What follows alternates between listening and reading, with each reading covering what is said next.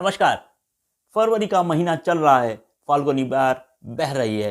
ये मौसम, ये सीजन गुलाबी ठंड और सुनहरी धूप का मिश्रण लिए बड़ा अद्भुत होता है। इस सीजन में स्वास्थ्य के दृष्टिकोण से और फसल के दृष्टिकोण से दोनों ही रूप से बेहद महत्वपूर्ण होता है, क्योंकि ये जो मौसम होता है, ये जो सीजन होता है, ये जो जो टाइम होता है, वो इन दोनों के लिहाज से काफ़ी स्वास्थ्यवर्धक और फसल के लिहाज से भी काफ़ी उत्साहवर्धक होता है, उनको ग्रोथ करने वाला होता है। लेकिन फिलहाल देखने को आ रहा है इस फरवरी सीजन में गर्माहट बहुत तेज़ी से बढ़ गई है, गर्मी तेज़ी से बढ़ गई है और ठंड एकदम खत्म हो गई है।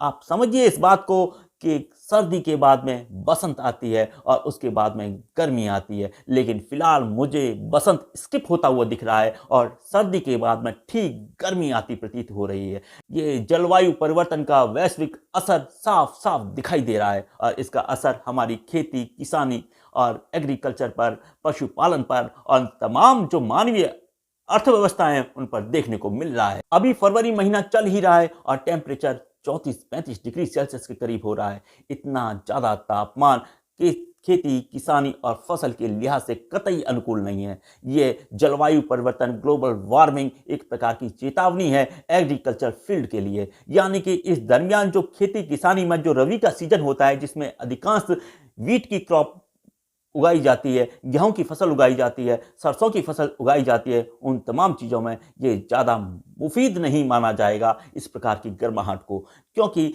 जो इस प्रकार जो गर्माहट एकदम आती है उससे जो जो दाने होते हैं, जो सीड होते हैं, वो बहुत जल्दी पक जाते हैं, उनकी ग्रोथ मैच्योर नहीं हो पाती, मैच्योर ग्रोथ नहीं हो पाती। उनका जो जो जो सीड का एक साइज होता है, जो उनका एक लेवल होता है, वहाँ तक नहीं पहुँच पाती और उससे पहले ही वो चीज़ें डेवलप हो जाती है, जिसके कारण उनकी गुणवत्ता में, उनकी क्वालिटी में, उनकी जो जो जो उनका वेट है, उनके ग्रेन्स की जो साइज है, उन तमाम चीज़ों में फ़र्क देखने को मिलता है।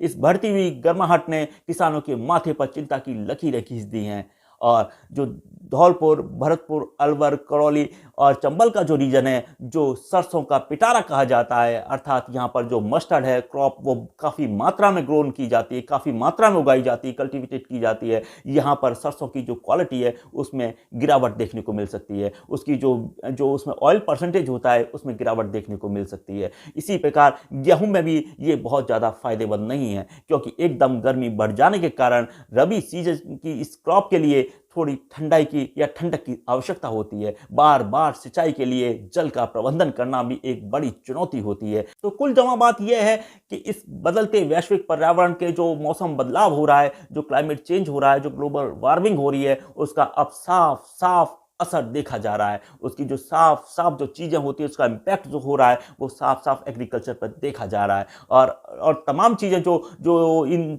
जो इस ग्लोबल वार्मिंग के द्वारा है, वो नए नए कीट पतंगों के जो उत्पत्ति होती है, या नए रोग भी हो सकते हैं, या जो जो उसकी जो क्वालिटी होती है, सॉइल क्वालिटी को भी ये अफेक्ट करता है और तमाम चीज़ें इसके जो प्रभाव है वो देखने को मिल सकते हैं। और आने वाले टाइम में ये ग्लोबल वार्मिंग की यदि समस्या का समुचित निवारण यदि आमजन लोगों ने, सरकारों ने और जो वैश्विक पर्यावरण के संबंध में जो संस्थाएं हैं, उन्होंने इसके संदर्भ में नई कार्य योजना या पॉलिसीज नहीं बनाई, तो एग्रीकल्चर के लिहाज से ये आने वाला समय काफ़ी कठिन भी हो सकता है। तो मिलते हैं एक नई वीडियो में, नए विषय के साथ में। आप अपने मित्र को इस वीडियो को शेयर कर सकते हैं। आप भी सब्सक्राइब कीजिएगा। शुक्रिया, शुभकामनाएं।